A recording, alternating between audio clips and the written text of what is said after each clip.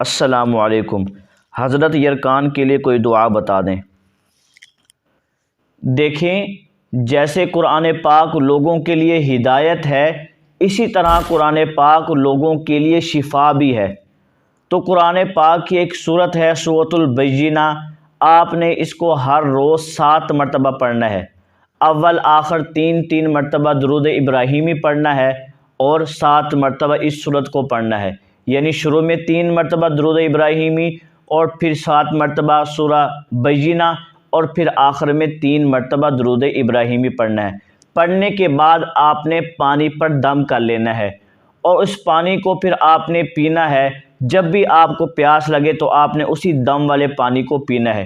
21 دن یعنی ہر روز آپ نے اس پانی پر دم کرنا ہے اور 21 دن تک اس پانی کو استعمال کرنا ہے اور 21 دن ہی پانی پر وہ دم کرنا ہے۔